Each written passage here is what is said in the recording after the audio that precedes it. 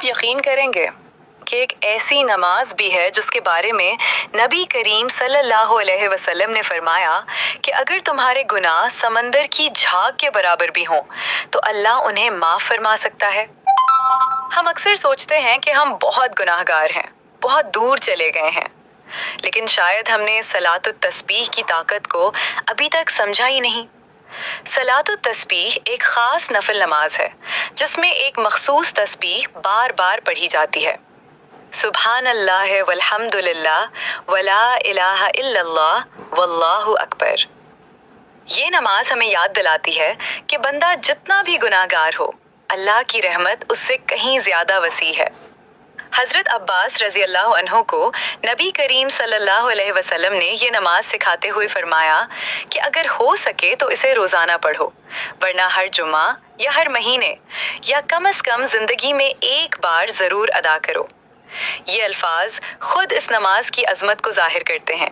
और जब रमज़ान जैसा बाबरकत महीना आ जाए, जब आसमान के दरवाजे खोल दिए जाते हैं, जब रहमत बरस रही होती है, तो सोचिए अगर ऐसे वक्त में सलातुत तस्बीह पढ़ी जाए तो इसकी तासीर कितनी बढ़ सकती है। ये नमाज माजी के गुनाहों पर सच्ची निदामत और माफ़ी का दरवाज़ा खोलती है। मुसलसल तस्बीह पढ़ने से दिल नर्म होता है, बेचैनी कम होती है और रूह को सुकून मिलता है। जब बंदा 300 मरतबा अल्लाह की हम्दो तस्बीह बयान करता है तो उसका दिल दुनिया से हटकर रब की तरफ झुकने लगता है।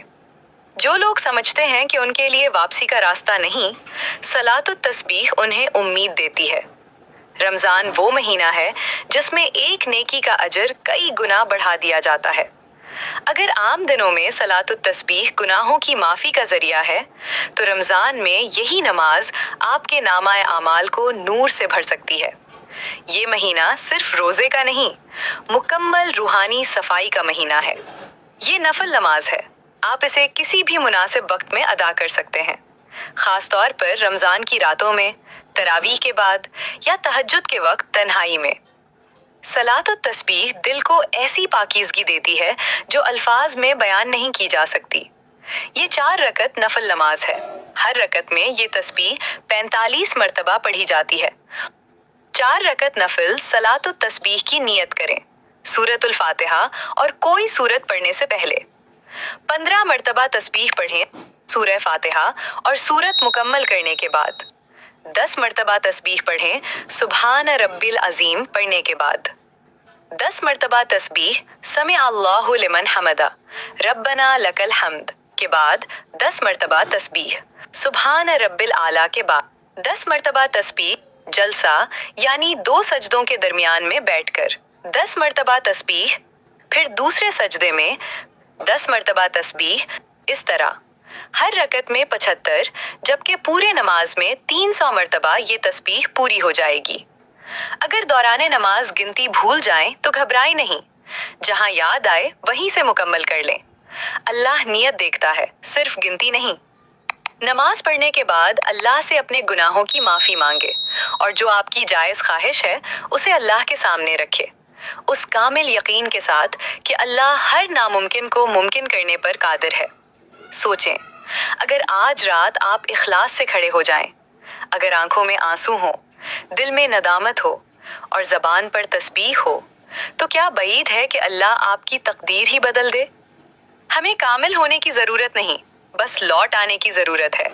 शायद सलातुत तस्बीह वो दरवाज़ा हो जिसे खोलकर आप अपनी ज़िंदगी का सबसे बड़ा रूहानी इनकलाब ला सकते हैं।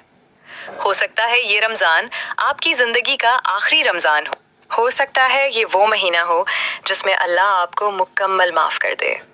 हो सकता है सलातुत तस्बीह ही वो अमल हो जो क़यामत के दिन आपके हक़ में गवाही दे।